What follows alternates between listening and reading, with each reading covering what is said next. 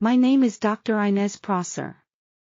I was born Inez Beverly in San Marcos, Hays County, Texas on December 30, 1895 to Samuel Andrew Beverly and Viola Hamilton. I was father and mother's oldest daughter, the second of their 11 children. My big brother Leon was born 2 years before me, my younger sister Myrtle was born the December after me. Then there was our brother Dupree and our sisters Kitty, who was born in 1900, followed by Lucille. Our brothers Bert, then Carlisle were next, then Jewel, Byron, and the youngest, Bernice. Father and mother were both Texans. Father was from Sweet Home in Lavaca County, born in 1870. And mother was from Yoakum, DeWitt County, born in 1874. They married in the summer of 1891, when they were just 21 and 17 years old. When Kitty was born in 1900, we were renting a home in Yoakum. Father was working as a waiter at the local hotel and mother was taking care of us kids. We left San Marcos as Leon and I began school, and we begun in the Yoakum Colored Schools. In 1907 mother and father moved us down to Corpus Christi on the Gulf Coast, looking for better educational opportunities for the younger kids.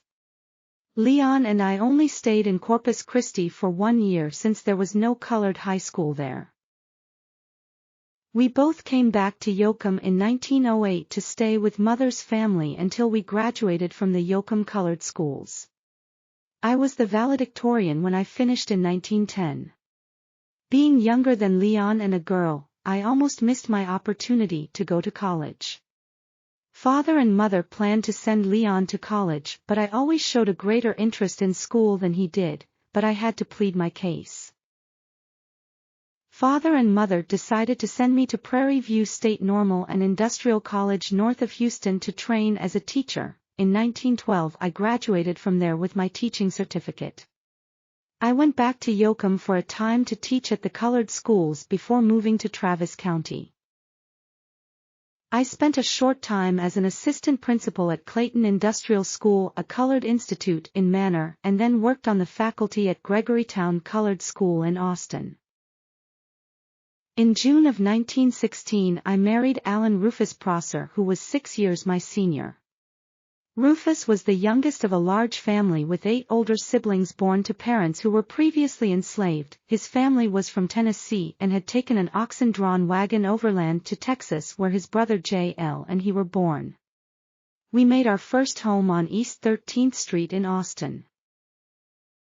Rufus was proud of his work as an elevator operator in downtown Austin at E.M. Scarborough & Sons. The Scarborough Building was the first steel-framed high-rise in the city. In 1920, as Rufus was pulling his brand-new Ford Roadster away from the sidewalk to leave work, he crashed into a Brook Roadster driven by a white man named Mr. Joseph. Thankfully no one was injured, but little did we know this wouldn't be our last time in an accident. In 1922, Rufus and I purchased a lot on 9th Street for $500 from Clyde Haley, and my career was about to really take off.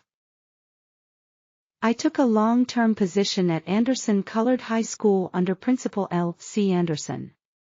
Mr. Anderson was a decorated educator. He taught with Booker T. Washington at Tuskegee, was a minister, worked at my alma mater Prairie View State Normal and Industrial College under his older brother Ernest Anderson, for whom the high school was named. He was the first president of the Colored Teachers State Association of Texas, and after his brother died, he was appointed principal of Prairie View.